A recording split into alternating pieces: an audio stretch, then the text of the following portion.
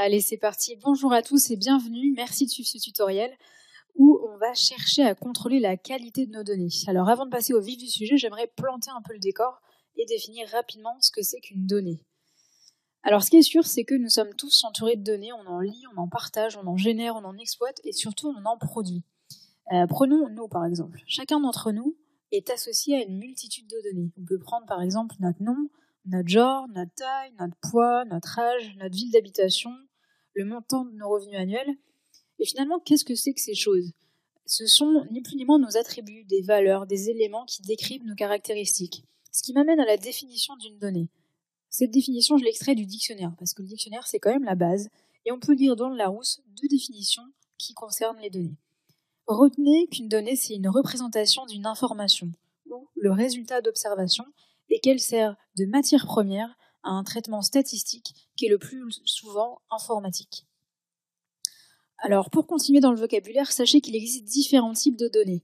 La première grande distinction, c'est celle qu'on fait entre les données qualitatives et les données quantitatives. Les données qualitatives, elles expriment des états. Une manière simple de savoir si une donnée est qualitative, c'est de tester si elle répond à la question « combien ?». Si ce n'est pas le cas, c'est une donnée qualitative. Par exemple, la couleur des yeux. On ne peut pas répondre à une question « combien quelle est la… » Enfin, voilà, ça ne marche pas. Même chose pour la marque de votre voiture. Tout ça, ce sont des données qualitatives. Toutes les autres données, ce sont des données dites quantitatives. Elles répondent à la question du combien. Par exemple, notre âge. Ça, ce sont les 2 grands types de données. En fait, c'est une classification qui est induite par la statistique parce que, bien sûr, on ne va pas traiter les données qualitatives de la même manière que les données quantitatives. En fait, pour les données qualitatives, le traitement est plus réduit. On ne peut pas leur appliquer autant d'opérations arithmétiques qu'aux données quantitatives. Alors, vous avez sûrement entendu d'autres termes de classification des données. On peut avoir aussi des données qu'on appelle discrètes, c'est-à-dire dénombrables, entières.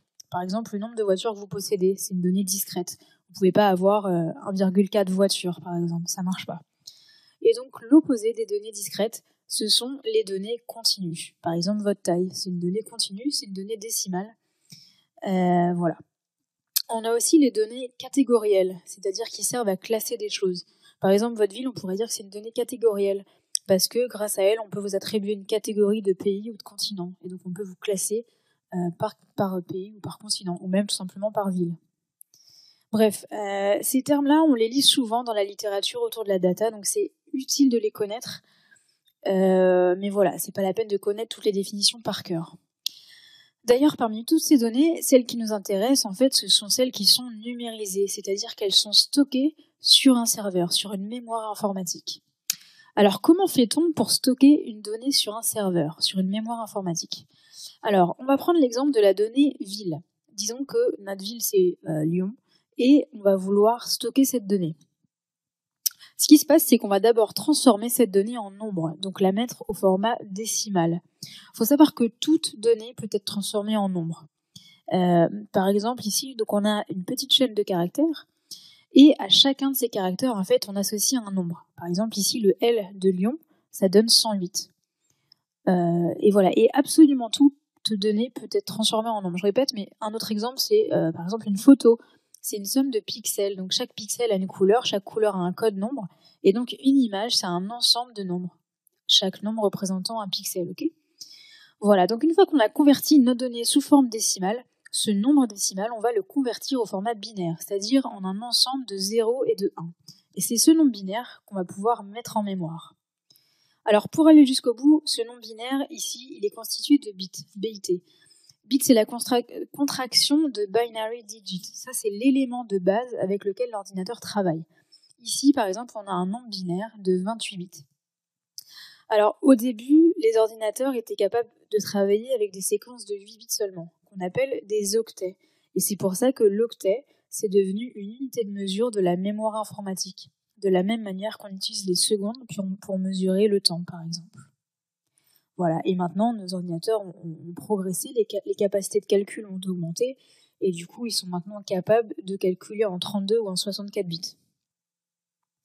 Voilà, donc là, on a plongé dans l'anatomie d'une donnée qui était Lyon. Maintenant, cette donnée, elle se balade pas toute seule comme ça dans la nature, sur un serveur. Non, elle appartient à un ensemble de données. Alors ici, on a 4 données par exemple. Les 4 données, ce sont 4 petites chaînes de caractères, ville, âge, Lyon et 35. Excel, donc le logiciel qui ici lit et modifie ces données, nous représente ces 4 petites données sous forme de tableau. Mais ça, c'est le travail du logiciel. Pour mettre en mémoire ces données, en fait, ces 4 petites données sont rassemblées dans un fichier qui comporte un format qui est en fait convenu, qui est universel. C'est une convention, c'est un code, c'est une façon de représenter des données. En l'occurrence ici, ce fichier CSV il comporte 4 données et dans l'ordinateur, elles vont être représentées selon la convention du CSV qui formate les données comme ceci. En fait, c'est des chaînes de caractères entre guillemets séparées par des virgules. Ça, c'est la convention de format CSV. Alors cet ensemble de caractères, il va être interprété par l'ordinateur qui va le convertir en binaire et stocker les données comme un ensemble de 0 et de 1. Voilà, donc pour résumer, l'ordinateur, le serveur, bref, la mémoire informatique représente les données en binaire, les fichiers représentent les données selon un format convenu, qui est structuré ou pas, et les logiciels représentent les données à leur manière. Par exemple, ici, dans le cas d'Excel, des tableaux, des photos, des textes, des graphiques, etc., etc. Alors, on continue nos petites explications sur la structure des données. En fait, on a 3 types de structure des données. Le premier type, ce sont les données semi-structurées. Elles sont soumises à un format de données. Ces formats de données, il y en a plein, mais les 3 formats les plus classiques, ce sont le CSV qu'on a vu juste avant, le JSON, qui est en fait un ensemble de paires clés-valeurs séparées par des virgules et rassemblées dans un H, qui est représenté par les accolades, et le XML, qui structure les données en fait à l'aide de balises.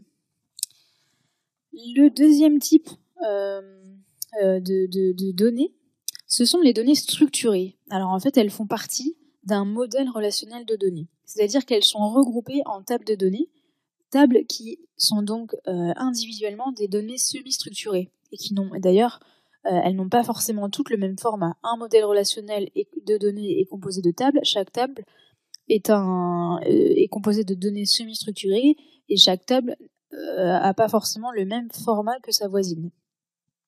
Et donc ces tables de données, elles sont liées entre elles grâce à des clés, des attributs en fait qui sont identiques. Ici, dans notre exemple, c'est le client ID, l'identifiant client, qui permet de relier la table des ventes à la table des clients. Voilà, et enfin, dernier type, on a les données non structurées, en fait c'est tout le reste. Donc celles-ci, elles ne suivent pas de format prédéfini.